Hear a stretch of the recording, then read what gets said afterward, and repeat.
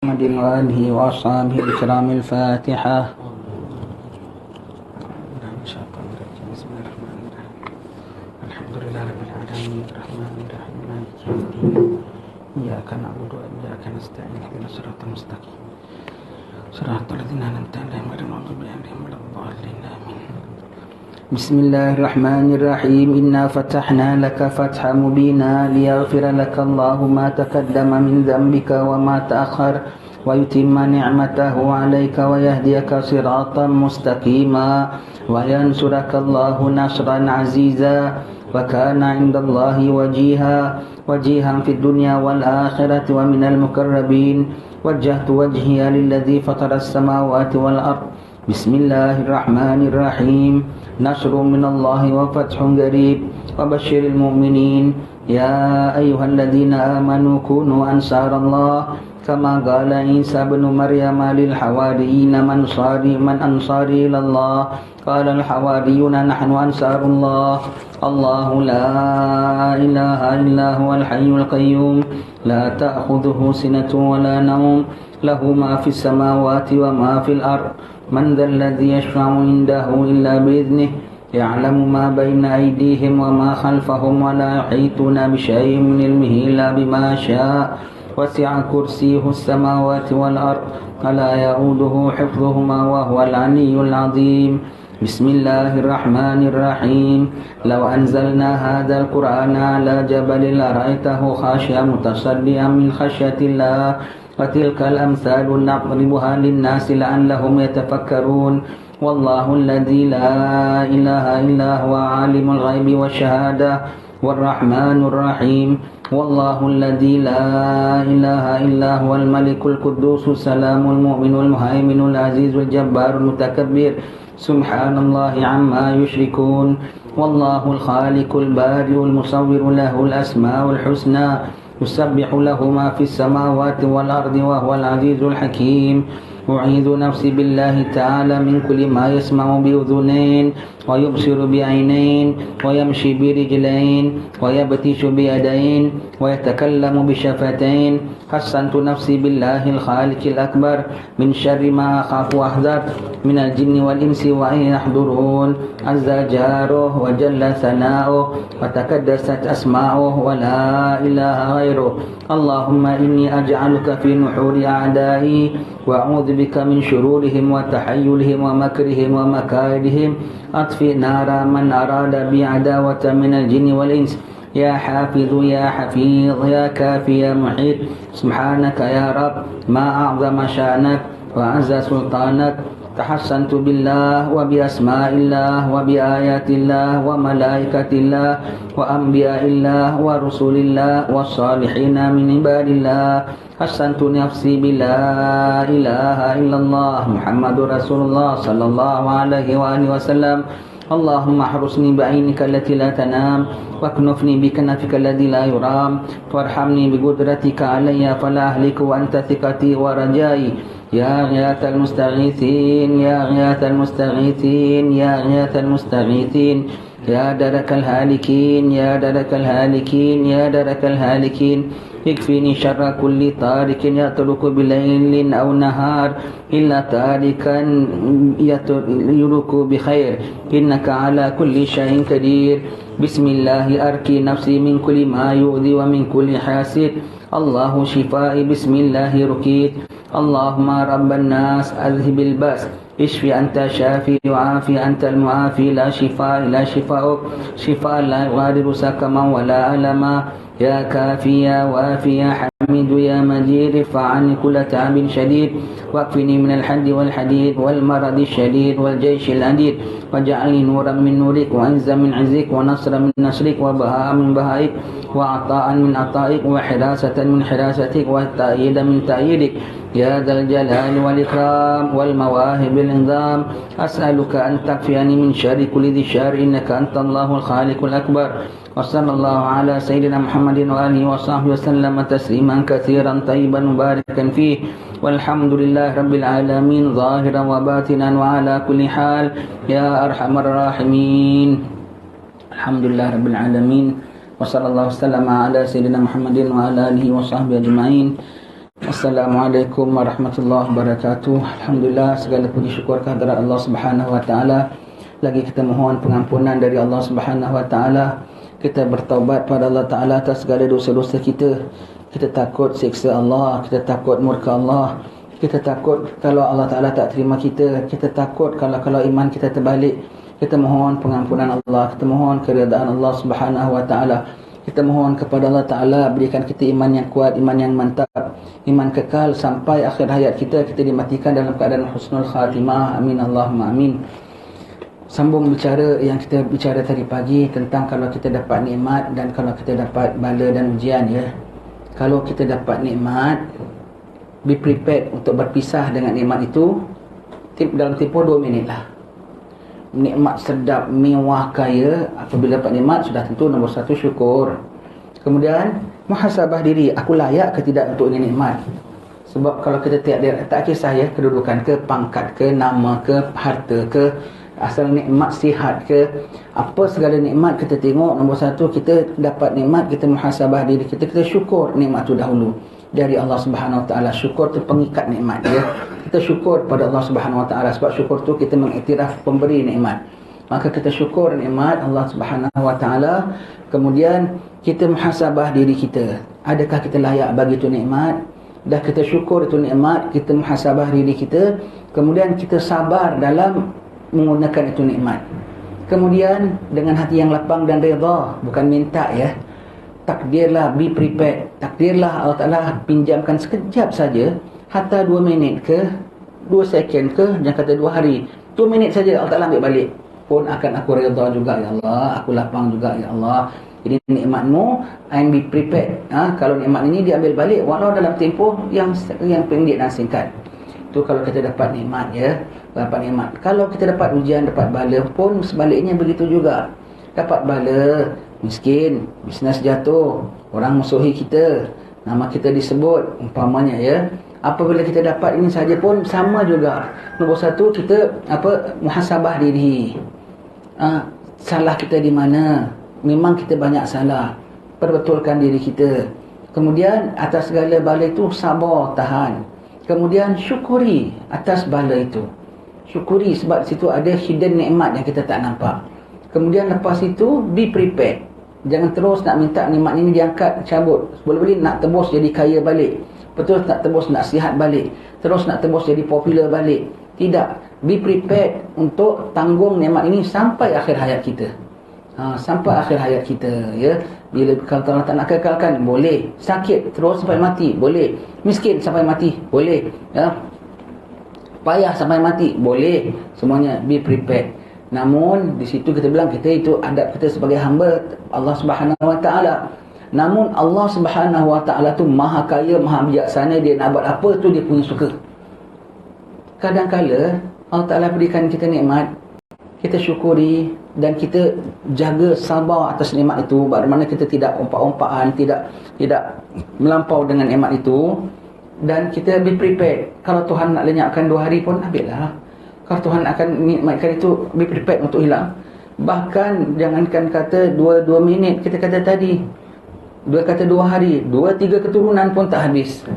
Maha suci Allah Ta'ala tak ambil sikit, Allah Ta'ala tambah lagi. Tak bermakna kalau kita be prepared nikmat tu hilang, nikmat tu akan hilang, ya. Kadang sampai akhir hayat nikmat tu masih ada, sampai anak cucu cicit kita masih boleh nikmati nikmat itu. Kalau kita pandai dengan nikmat itu. Kalau kita pandai dengan nikmat itu. Begitu juga bala tu. Kita be prepared untuk bala tu. Aku sanggup, ya Allah, pada tulisanmu, ya Allah, aku rela, ya Allah. Sampai bila? Walau sampai akhir hayat. Kadang-kadang 2 minit dah sembuh, kadang-kadang 2 hari dah pulih. Begitu, ya. Itu Allah punya bijaksana mengatur. Kita sebagai hamba terima saja nikmat. Cara terimanya macam mana, bala tak terimanya macam mana. Nikmat boleh jadi ujian di sebalik itu, bala boleh jadi rahmat di sebalik itu. Maka itu semua tu dengan kebijaksanaan Allah Subhanahu Wa Taala. Kita dengan hamba, kita kena pandai dengan Tuhan kita macam mana, jaga adab kita dengan Tuhan kita, penerimaan kita, sikap kita, attitude kita, semua Allah buat apa dia nak buat dengan kebijaksanaan dia. Kita be prepared, just be prepared. Not necessarily when be prepared means you would be like that. Be prepared, bersedia untuk terus dalam ujian Allah Taala. Allah Ta'ala tu maha mulia. Kadang-kadang 2 hari dah hilang, dah lega. Begitu ya. Kereta hilang, alhamdulillah. Jangan lupa carilah, report lah. Tapi jangan lupa, alhamdulillah, setakat ni aku dah pakai. Takdir tak jumpa sampai akhir hayat pun, dalam hati cakap dengan Allah Ta'ala, aku rela ya Allah, aku rela. Takdir petang dapat balik rupanya. Petang dapat balik, alhamdulillah lah, syukur. Tak semestinya terus hilang sampai selama-lamanya, begitu ya. Sambung baca kitab kita An-Nasaih Ad-Diniyah Wasayar Imaniyah sampai muka surat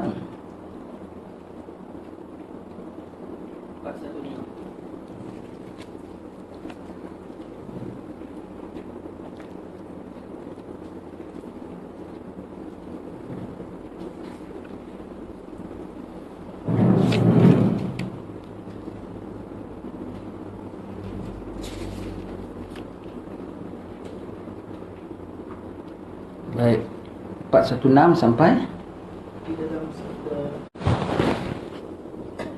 di dalam sebuah sabda yang lain. Baik ya.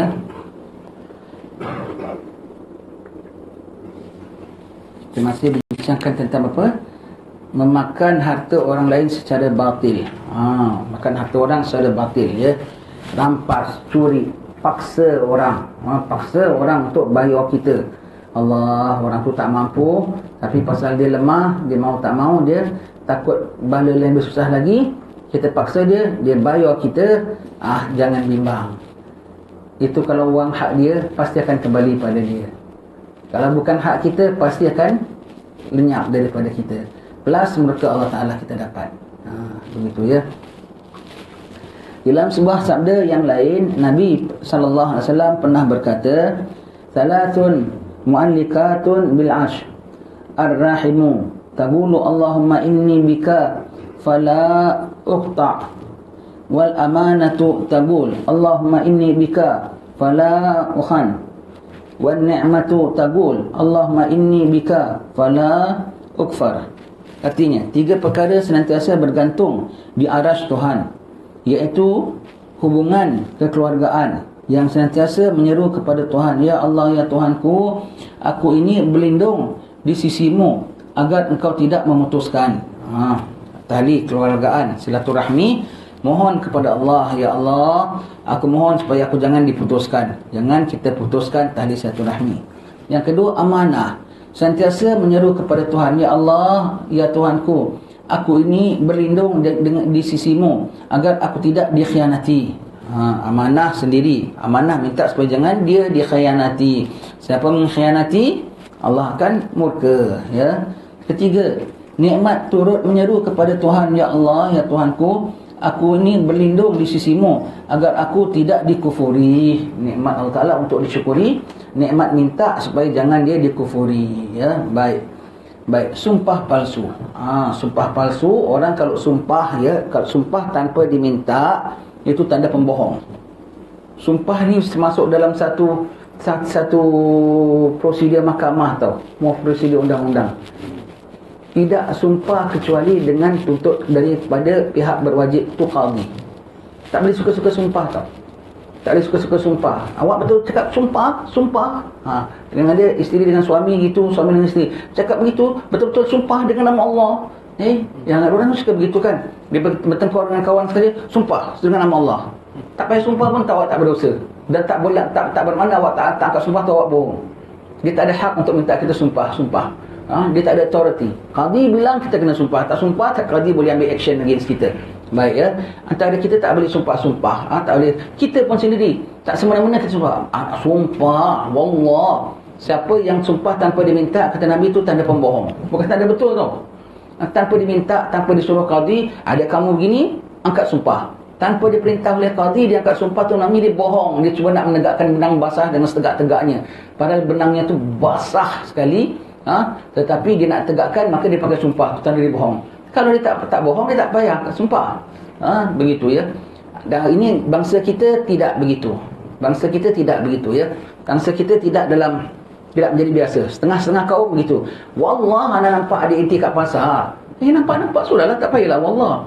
Wallah, ana doyan jemput-jemput. Doyan pun doyan lah, sudah tak payahlah. Kau sumpah siapa yang tuntut kau suruh sumpah? Yang orang semua begitu ya. Jual beli pun gitu. Wallah. Sumpah.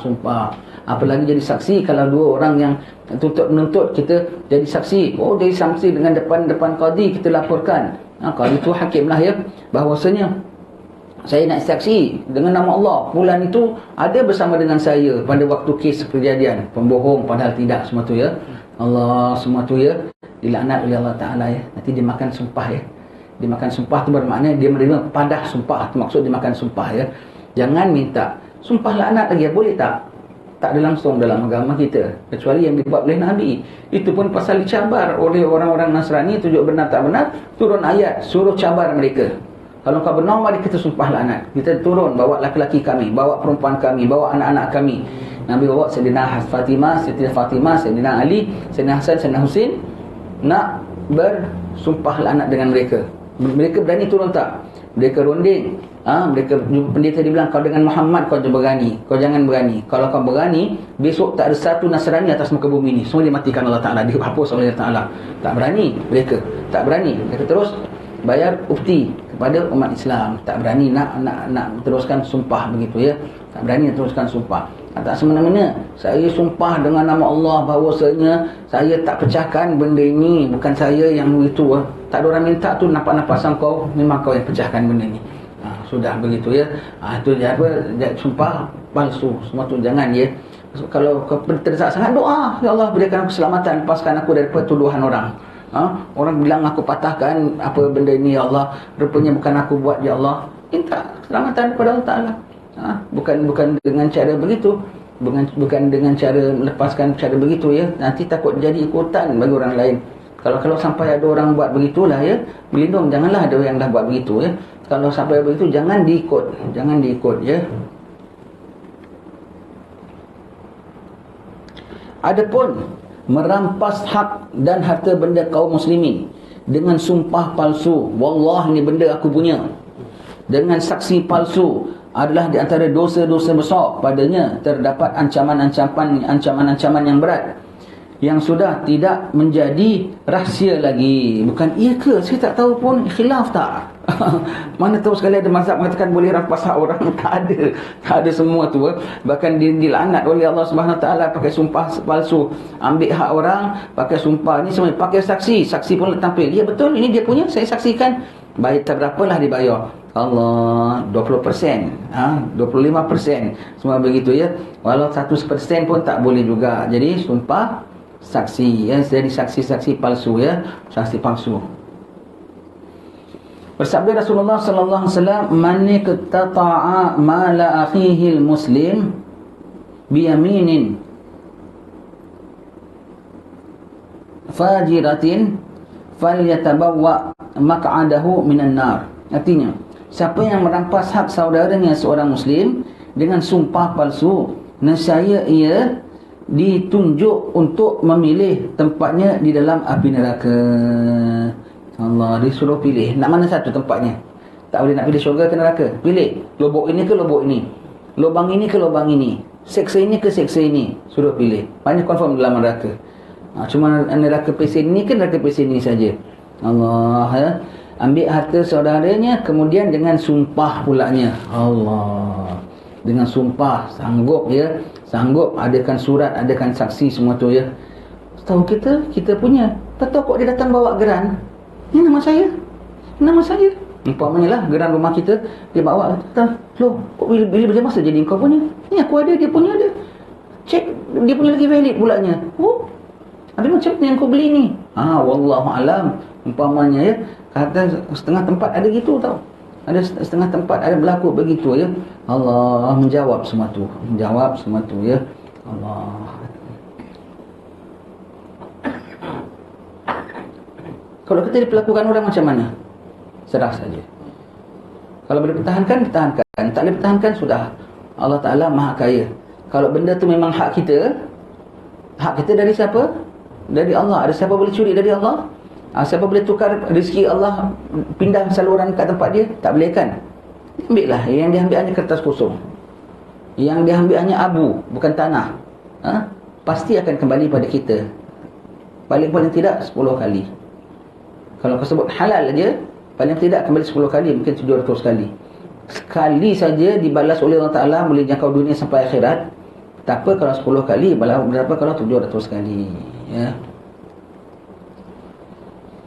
Sabda baginda sallallahu alaihi wasallam lagi, man halafa ala mali mri'in muslimin bighairi haq lagi Allah Ta'ala wa huwa alaihi ghadban. Artinya, barang siapa bersumpah atas harta seorang muslim tanpa hak, iaitu secara haram, secara batil, nanti di hari kiamat ia menemui Allah sedang dia murka terhadapnya. Kalau jumpa Allah murka kita macam mana? Pada hari itu tak ada kita harap jumpa Allah, maknanya face to face dengan Allah, maknanya betul-betul menghadap Allah. Sekali lagi kita sebut, apabila kita sebut menghadap Allah, jangan bayangkan Allah Ta'ala depan kita, ya. Allah Ta'ala ada, tapi bukan Allah Ta'ala depan kita. Kalau kita bilang doa, minta rahmat, kita doa, jangan kita bayangkan Allah Ta'ala di atas, ya. Rahmat turun dari atas, betul. Malaikat bawa dari atas, betul. Tapi jangan bayangkan Allah Ta'ala di atas, ya. Jadi kalau kita bilang nanti daripada kiamat kita diri menghadap Allah, macam kita sembahyang lah. Kita menghadap Allah, tapi Allah Ta'ala tak depan kita. Allah ada, namun tidak depan kita. Kerana Allah Ta'ala tidak bertempat. Kenapa? Kita bincang, ya. Semalam kita baca kitab, sebut, kenapa? Nombor satu, tempat adalah makhluk. Tempat adalah makhluk. Dan sisi juga adalah makhluk. Atas, bawah, depan, belakang, kanan, kiri. Dan segala sisi dah dari makhluk. Allah Ta'ala tak dilingkungi oleh makhluk. Segala sisi adalah lemah. Lemah. Dia bergantung antara satu sama lain. Atas tak jadi atas kecuali ada bawah. Bermakna atas bergantung dengan bawah baru jadi atas. Kanan bergantung dengan kiri. Pasal ada kiri dia jadi kanan. Depan bergantung dengan belakang. Tak ada belakang dia tak jadi depan. Betul tak? Tak ada depan, tak ada belakang, macam mana jadi depan? Terapung-apung. Kalau dia lemah, tak kalau tak ada dilingkungi oleh makhluknya, dan itu makhluk yang lemah pula. Mustahil, ya. Kita akan diri menghadap Allah. Kita akan diri berhadapan dengan Allah, tapi Allah Ta'ala tak bukan di hadapan kita. Itu kau kena faham sampai bila-bila sekalipun, ya. Kita akan lihat Allah tak macam kita lihat apa-apa benda. Kita nampak Allah, tapi kita tak nampak Allah depan kita.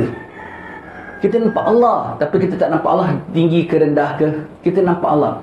Apa yang kita nampak? Nampak Allah, tetapi tak nampak itu yaumul kiamah nanti, ya.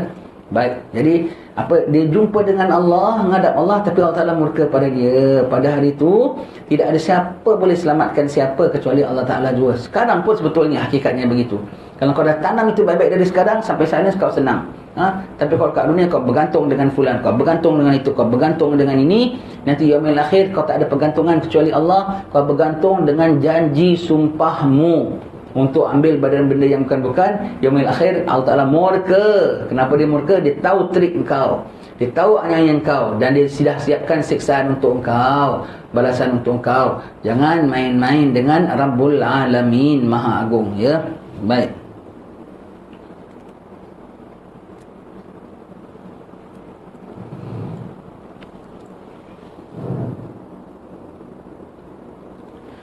Berkata Abdullah bin Mas'ud radhiyallahu anhu, maka Rasulullah sallallahu alaihi wasallam membacakan penerangannya dari kitab Allah Al-Quran berbunyi, innal ladzina ishtaruna bi ahdillahi wa aymanihim thamanan qalila ulaika la khalaqa lahum fil akhirah wa la yukallimuhumullah wa la yanzuru ilaihim yaumal qiyamah wa la yuzakkihim wa lahum adzabun alim. Allah.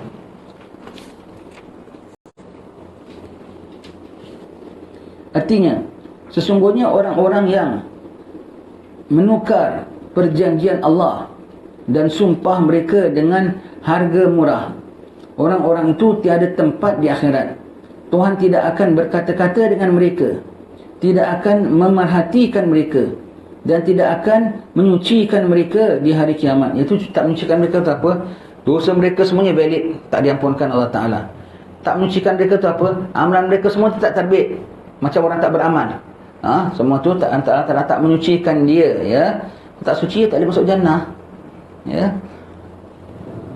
Mereka mendapat siksa yang pedih, Allah, dan bagi mereka siksa yang pedih. Allah tukar, ya, ditukarkan apa yang dah ditetapkan oleh Allah Ta'ala, dia tukar semau-maunya ikut seleranya, ya. Baik. Lalu baginda berkata seterusnya, Al-kabairu al-isyraku billah wa uququl walidain wal yaminul ghamus. Artinya, dosa-dosa besar itu ialah mensyirikkan Allah, menderhakai kedua ibu bapa, dan sumpah yang melemaskan, iaitu sumpah yang palsu, ya. Sumpah yang palsu, ya.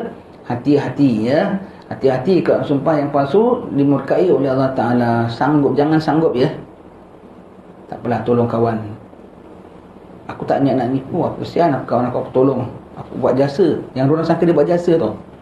Aku nak lepaskan kawan aku, kesian. Nanti pada dia begitu gini, anak dia banyak apa semua. Mat, kau gini gitu boleh tak aku nak minta tolong kau lah. Kau lah kawan aku. Oh.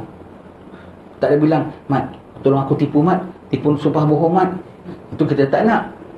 Tolong aku, Mat. Kau lepaskan aku begini. Adakah begini-begini? Sebetulnya gini tau. Kita buat sikit gitu, ini bukan apalah, helah sajalah. Kau jadi saksi akulah. Kalau kau tanya, kau bilang begini saja. Boleh? Okeylah. Takkanlah aku nak lepaskan kau kawan aku. Bukan main konon-konon dia berbakti tau. Konon-konon berbakti. Sanggup masuk dalam bab ini. Hati-hati. Jangan kadang-kadang ada orang yang kan dia nak tolong kawan. Sekali rupanya dia dah sekongkol dengan orang jahat. Subhat dengan orang jahat. Gang up dengan orang jahat.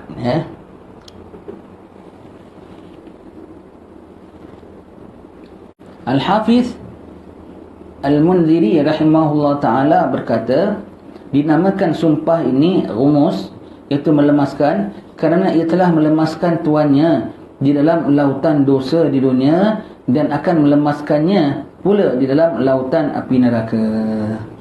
Baik, ya. Al-ghumus, ya. Yamin ghamus, yakni sumpah palsu yang membuka jalan bagi seseorang untuk merampas sesuatu hak dari harta saudaranya yang muslim, sekalipun sedikit sahaja, walau 10 sen sekalipun, ya. Sehingga Nabi SAW pernah berkata, meskipun sepotong kayu arak, kayu yang digunakan untuk bersiwak, kayu arak, ini kayu arak, kayu sugi, ini saja. Ini aku punya, wallah, Allah, begitu. Wallah aku punya. Kawan dia penolong, memang dia punya. Kau dah melemaskan kawan kau. Lemaskan kawan kau dengan khianat di dunia, lemaskan kawan kau dengan siksa di akhirat. Walau sebatang kayu arak. Sebatang kayu arak. Agaknya ada tak, ya? Orang punya, orang nak ambil. Wallahualam, tak tahu, ya. Yang ada orang terus kayu arak tu kecil sangatlah, ya. 1000 pun berani tau. Jangan kata puluh ke ratus ke, 1000 pun berani makan tau duit orang. Disiapkan dokumen, ada apa semua, macam betul lah pulanya semuanya. Ada dokumen, ada cap, ada apa semua. Ada pula yang sanggup tolong dia. Allah, semua. Saya ada file, saya ada bukti. Orang yang tak apa, memang dia punya tapi dia tak boleh nak terhujah, dia kalah, dia menang. Kenapa? Tetap dia punya. Allah akan gantikan dia. Ingat, ya, wahai sekalian yang suka ambil hak orang, ya. Itu hak orangnya, bukan hak anda, ya. Hak dia akan kembali pada dia. Dan yang anda ambil itu bukan wang, bukan harta, ya. Anda ambil itu kepingan api neraka, ya. Kepingan neraka. Dan cepat akan kembali pada dia balik. Anda ingat lepas tu dia bankrupt, dia teruk, cepat akan kembali pada dia balik.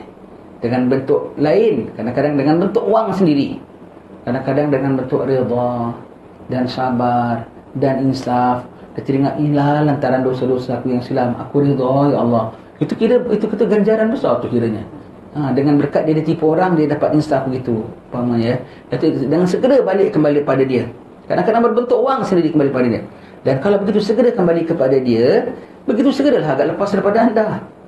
Tak adalah, aku dah tipu duit orang 3,000, aku simpan dalam peti, aku kunci. Mana hilang? Tak hilang, tengok dah 2 tahun tak hilang. Yang ini tak hilang, yang lain disedot oleh Allah Ta'ala. Disebut antara paling-paling tidak disedot apa? Insafmu. Paling-paling disedot apa? Peri kemanusiaanmu. Terus jadi peri ke beruanganmu. Allah, tak ada peri kemanusiaan, jadi peri beruang lah. Haiwan kan suka nafas orang.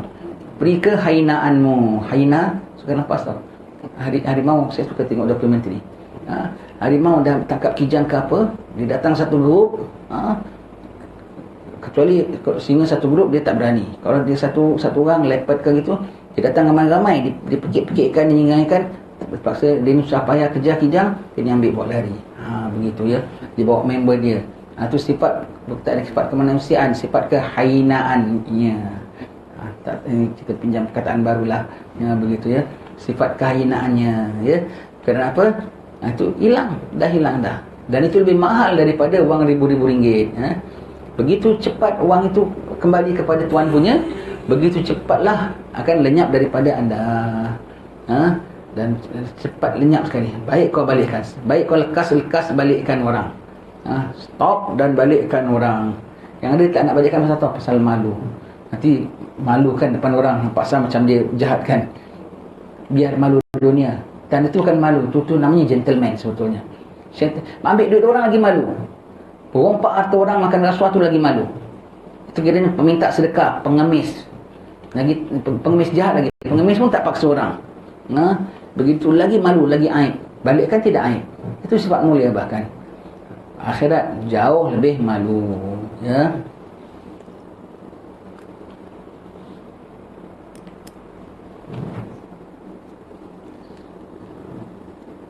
Saksi palsu.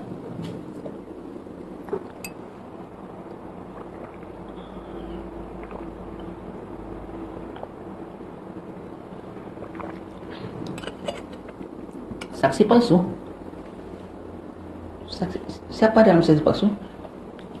Dia sebut saksi palsu saja, saya teringat siapa. Auditor yang tolong audit orang punya accounting. Dia nampak ada banyak diskrepansi, tetapi dia coverkan clear. Saksi palsu. Dia sign this account, everything is okay, semua kenyataan semua okay, di syarikat semuanya clear, tak ada apa-apa semua good. Saksi palsu. Sebab dia punya pengakuan itu, dia punya laporan valid kan? Valid. Mau hati-hati wahai sekalian auditor. Kerjanya baguslah, kira-kira dia kan, anak awak kerja apa? Anak saya kerja apa? Kerja gali longkang. Teruknya anak saya lagi teruk. Kerja gali apa? Gali orang. Orang punya duit, orang punya harta, orang punya hak. Alhamdulillah. Dia kerja di tempat apa? Accountant. Kalau kau jujur, alhamdulillah. Kalau kau tahu jujur, kau masuk dalam saksi palsu. Sebab dengan accounting dia bikin semua tu. Dia bikin accounting dia semua tu. Kalau ada, ni kita cakap, bukan kita bilang semua accountant buat begitu ya. Accountant yang begitu, yang tak begitu. Sebab apa? Dia yang paling final punya say kan. Dalam kira-kiranya semua kan. Tengok semua, kasih sepanjang jabatan cukai, jabatan itu, jabatan ini semua. Semua clear, tengok saya punya accounting. Saya tak ada hutang siapa, tak ada apa semua, semua clear. Padahal kau dah pakat. Sebab dia ahlinya, dia boleh tengok, ini boleh tutup, ini boleh cover, ini tukar nama ini salurkan ini begini. Agaknya lah, wallahualam ya. Kalau boleh dibuat begitulah ya. Boleh ya. Begitu ya. Boleh tak dalam accounting boleh buat begitu tak? Boleh ya. Wallahualam. Mudah-mudahan jangan ada satu pun yang accountant yang buat begitu. Kalau ada, kau saksi palsu. Bahawasanya company ada banyak diskrepansi, banyak tak betul. Tak betul bayar staf gaji kah? Tak betul bayar dividen kepada itu pemegang saham kah? Tak betul dalam pengagihan atau bagaimana sekalipun. Tapi pasal kau make some adjustment in the paperwork, you tidy up, you sweep under the carpet, make everything looks very clear, kau jawab, kau termasuk saksi palsu. Especially kau sign tulis saksi palsu. Sebab kenyataanmu itu dia boleh bawa pada mahkamah tau. Kan kalau tidak orang tuntut kan, tengok auditor tengok okey, tengok semua okey. Ini semua yang kita cakap ni semua berkait dengan niaga ya. Sebab itu kita sebut auditor ya. Kita sebut auditor ya. Dia jadi saksi palsu. Dan berbagai-bagailah saksi palsu lagi. Salah satunya kita buat saya tadi, auditor yang tak jujur. Auditor kan patut kau audit, jadi untuk tengok kalau tak betul kau luruskan. Kau makin yang bengkok kau bilang ini lurus. Ini macam namanya lurus kedut. Lurus kedut tak? Kalau lurus gini. Habis ini gini. Ini lurus ni. Lurus kedut namanya. Lurus juga. Ada lurus kedut. Lurus biku lah umpamanya. Allah. Kok ada begitu pulanya? Awak tak tahu ini bidang kami. Oh ya, pokoknya namanya lurus. Dah. Allah. Begitu ya. Allah.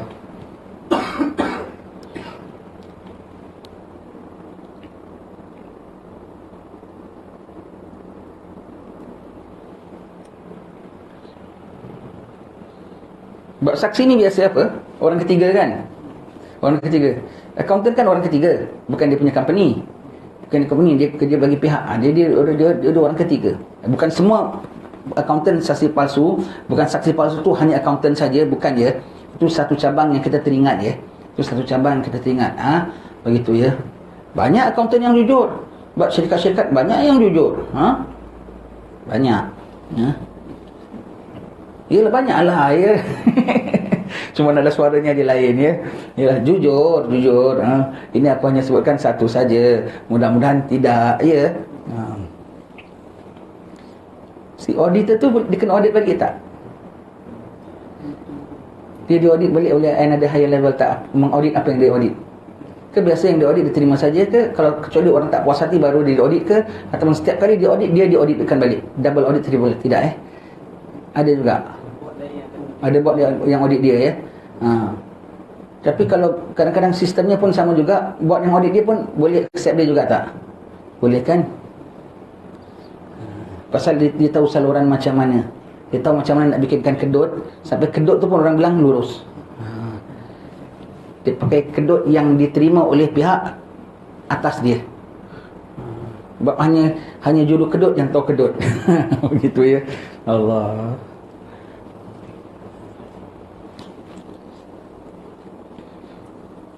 Itu kalau apa-apa diaudit bagus ya. Apa-apa diaudit bagus. Ingat siapa-siapa pun pegang kewangan mana-mana persatuan ke apa semua, tolong kalau orang minta awak jadi bendahari ke apa semua, tolong nombor satu minta semua tu must be very transparent. Dan bukan aku, walaupun aku yang pegang, tapi bukan aku seorang yang boleh draw. Fulan boleh draw dan siapa nak check pun boleh check. Semuanya itu mesti ke, walau 20 sen sekalipun, walau kayu arak sekalipun. Tadi kita bilang ya, mesti kena very transparent. Kita jujur, kita amanah betul. Takut sekali lepas aku mati, orang yang lain pula ambil alih. Oh gini cara dia ya. Banyak boleh telan. Tapi kalau kita tengok, alamak dia ni punya sistem strict lah. Dia mati kita ambil alih. Umpamanya kawan yang dah tepat ni suka menelan ni orang lah. Suka menelan. Dia ni punya sistem aku tak boleh telan. Pahala kita dalam kubur. Kita dah pasang apa langkah-langkah keselamatan bagi apa persatuan kita. Begitu ya, langkah-langkah keselamatan. Biar tak apa anak jujur, orang pun percaya kita pun yakin kita tak akan ambil duit. Betul. Tapi kalau kita mati, satu takut fitnah mendatanglah kalau hidup. Taruhlah orang tak fitnah pun kita lah. Tapi kalau kita mati, takut diambil alih orang-orang lain. Kalau tengok sistem mereka begini, oi, seronok ni umpamanya ya. Tak boleh tidak ya. Contoh ya, Malkah Habib Nur tu duitnya banyak ya. Banyak orang masuk. Kalau bikin hall puluh-puluh ribu tak keluar duit 1 sen pun. Tapi Alhamdulillah, segala tabungnya tu 1 sen semua ada rekod. Semua sama-sama Majlis Agama Islam Singapura. Jadi tak boleh 1 sen pun lari ke mana pun. Semua cukup pernyataannya. Semua di bawah apa bendahari masjid bikin lapor kepada auditor law. Ustaz auditor semua beri setiap sen masuk, setiap sen keluar, semuanya apa cukup lengkap kenyataannya semua gitu. Kita tak kasih ni makam wali, Habib Nurnya wali, yang jaga wang tak wali. Kita bilang ya, kalau kita amanah sekalipun, takut kalau kita dah set the system, kita ke mana-mana pun, kita dah mati pun, kita dah apa pun, sistem orang akan gunakan tepat. Orang akan ambil alih, tengok, tinggal hanya teruskan. Kalau tidak bahaya ya. Adapun merampas hak orang lain dengan bersaksi dusta atau palsu adalah berdosa besar. Jika orang lain yang bersaksi dengan penyaksian yang batil, bohong, sedang ia mengetahui demikian dan ia juga memang menduganya, maka kedua-duanya, yakni dia dan orang yang menyaksikan itu berdosa. Tuan yang membelit dan saksi yang mengiyakan belitan ini sama-sama berdosa ya. Orang yang bersaksi itu berdosa sama, kerana ia sanggup menjual akhiratnya dengan dunia untuk orang lain. Untuk yang tuan punya diri itu untuk diri dia satu juga. Ini untuk orang lain, untuk orang lain. Dan mungkin dia dapat upah, yang ada tak ada upah, just for the sake of favor kawan saja. Allah, just for the sake of favor kawan saja. Lagi tak guna. Yang dapat upah pun tak guna. Baik. Subhan.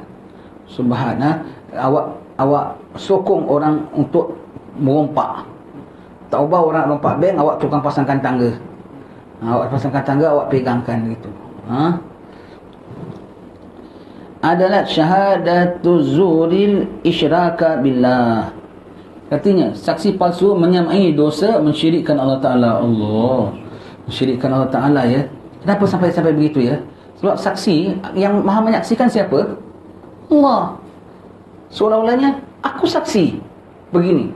Sebab tu kau jadi saksi, ialah kau saksi. Kau cakap bagi pihak Rabbul Alamin, Allah takdirkan benda ni begini dan aku nampak begini-begini. Ya Allah, kau menjadi saksi bagiku, ya Allah, bahawasanya aku nampak begini-begini, maka aku cakap begini, ya Allah. Tetapi kalau kau jadi saksi, bermakna macam benda ni penyaksian Allah Ta'ala, kau tak umpamakan. Apa yang aku saksikan begini, kau ubah. Apa yang Allah Ta'ala saksikan, kemudian kau bilang kau saksikan begini dengan kau punya version sendiri. Takkan mensyirikkan Allah tu namanya. Kau tak umpamakan Allah. Seolah kau bilang bukan Allah, bukan begitu perkaranya, ya Allah, begini perkaranya, Allah. Begitu. Itu maksud saksi palsu, ya. Lepas tu boleh sampai macam mensyirikkan Allah Ta'ala. Of course dekat dunia tak sampai kena jadi kafir. Maknanya, dan Allah Ta'ala, kalau Allah Ta'ala nak tanya begitu pun boleh. Kenapa benda itu begini? Aku dah takdirkan begini. Dia punya, hak punya. Kemudian orang dia punya hak. Kemudian orang lain tuntut. Itu dalam apa yang aku saksikan adalah pemberianku. Kemudian kau pula jadi saksi pulanya. Macam ada double saksi pulanya. Begitu, ya. Tak akan mensyirikkan Allah Ta'ala tu. Takkah kau menyutakan aku tu dengan penyaksianmu? Hati-hati, ya. Tuan-tuan yang nak kerja apa pun, tentang saksi ke, kerja audit ke, pokoknya semualah, engineer ke, kerja apa pun kena tahu agama, ya. Jadi awak tahu, kalau awak kena tahu agama, awak kerja lawyer ke, awak kerja doktor ke, awak kerja lawyer, jadi awak tak bela orang salah. Awak kerja doktor, jadi awak tak tidak buat orang putus asa tentang perawatan dia, dan juga tanpa bergantung dengan obat dia. Awak pokoknya semua kena tahu agama lah. Semua kena tahu agama. Hatta accountant pun kena tahu agama. Maka bapa-bapaknya kena hati-hati. Bapak-bapak yang hantar anak pergi jadi lawyer, bapak yang hantar anak jadi doktor, bapak yang hantar anak jadi accountant, kena hantar anak dalam bidang agama. Lagi tinggi nak kau anak kau sampai dalam kecemerlangan ni, lagi tinggi belajar agama kena hantarkan dia. Sebab apa? Makin tinggi makin banyak selok-beloknya, makin halus lagi dia punya cabang-cabangnya. Kalau anak kau tak tahu, nanti anak kau ditipu syaitan. Anak kau tipu syaitan. Anak kau pun mengiyakan benda yang salah. Kadang-kadang tanpa dia sedar. Kadang-kadang memang dia sedar, kadang-kadang tanpa dia sedar. Pasal dia tengok begini-begini boleh. Oh, this is acceptable. This is under that section, under this method, under this apalah macam-macam begitu, ya. Tapi rupanya bukan. Hati-hati, kita yang punya diri pun kena belajar agama. Yang bapaknya tu yang hantar anak tu jangan dia benar. Itu ilmu check and balance.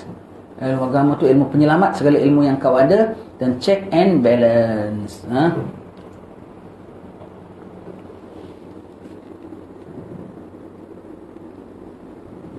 Kadang-kadang kita minta maaf, ya, jangan marah, ya. Kita dengar orang tua-tua cakap bangga tau. Oh, kita bilang anak lah, orang yang cakap I. Oh, anak I sekarang sedang ambil ini. Oh, I punya anak pula sedang begini. Dalam, kalau aku boleh menyampuk macam aku nak menyampuk. Dan diimbangi dengan ilmu tasawuf, dan diimbangi dengan setiap bidang anak kau tu bahayanya. Kau tahu tak, bidang anak kau ini bahayanya ini, bidang anak kau ini bahayanya gini. Ada kau ajarkan anak kau sekali begitu, kau tidak, nanti anak kau tuntut kau yaumil akhir. Hati-hati dalam, kalau kita boleh menyampuk, kalau macam nak menyampuk kan, kita dengarkan orang tua-tua cakap. Kita orang tua lah sekarang kan, kita dengar, oh, I punya anak begini, I punya anak begini. Oh, ya, oh, gitu, ya. Macam apa gaya cakapnya lebih kurang begitulah, ya. Tak saya tengok drama pun gitu caranya, bukan? Tapi kalau aku boleh menyampuk, aku nak nyampuk. Oh, you punya anak dalam bidang ni ada dia punya bahaya tau. You dah ajarkan anak ni, hantarkan kiai ke apa, Begitu ya. Kalau boleh aku nak cakap begitulah, kalau boleh menyampuk aku nak menyampuk. Sekarang aku nyampukkanlah. Begitu ya. You dah tanyakan anak you yang ada pas ini dan ini, bahawa kerja dia ada bahaya ini, kerja dia ada bahaya ini. Anak you memang bagus, sangat berguna dalam masyarakat. Tapi syaitan tu jahat. Kita tak bilang anak you jahat lah. Syaitan tu memang jahat. Dia boleh gunakan make use of anak you tau. Nanti tak pasal-pasal anak you berdosa. Dia dah sekolah tinggi-tinggi, kerjaan tu memang bagus. Tapi small twist saja boleh bawa pada dosa besar. You jaga-jaga it's best that kalau you kasih check and balance lah anak you kita menyampuk secara umum lah ya. Kita menyampuk secara umum. Kalau boleh aku menyampuk ya.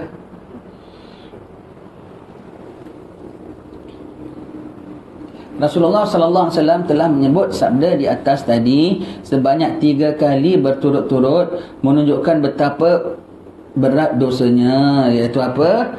Adalat syahadatu zuri lil isyraka billah. Adalat syahadatu zuri isyraka billah. Adalat syahadatu zuri isyraka billah. 3 kali Nabi sebut ya, iaitu adalah menyamai, iaitu menyamai saksi palsu itu seperti menyekutukan Allah.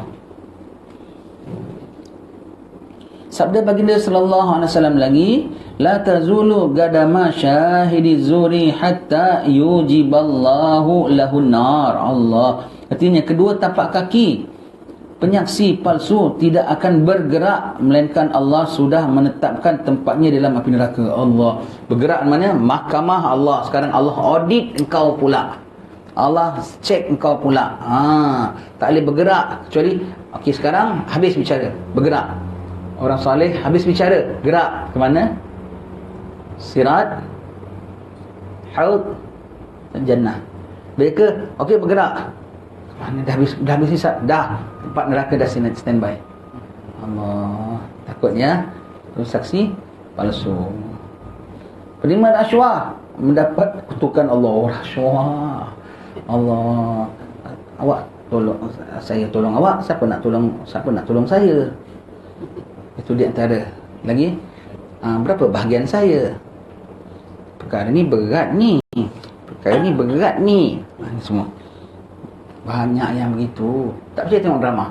Ni kita cakap semua dari drama lah. Dalam drama kan begitu kan, kita tengok kan. Hakikat sebetulnya ada tak ada tu aku tak tahulah ya. Tahu jugalah. Tetapi sama up to what extent kita tak tahulah kan, sebab kita tak libatkan. Tak boleh tuduh-tuduh berdosa kan. Tetapi dalam drama aku tengok banyak gitu, agaknya begini, agaknya orang punya cara rasuah agaknya ya. Allah, kesian orang yang diminta tu, mau tak mau kena beri juga ya. Wallahu a'lam bishawab. Insya-Allah akan kita sambung pada pertemuan akan datang. Mudah-mudahan sempena kita nak masuk bulan Rajab, istighfar betul-betul ya. Siapa yang ada melibatkan diri ni semua hati-hati, minta ampun pada Allah Taala ya. Minta ampun pada Allah Ta'ala. Ini khabaran ini bukan untuk menjijikkan anda, bukan untuk menghinakan Allah anda, tapi ini segala khabaran ilmu yang kita belajar ini semua adalah rahmat Allah untuk anda. Wallahu alam bisawab. Alhamdulillah rabbil alamin.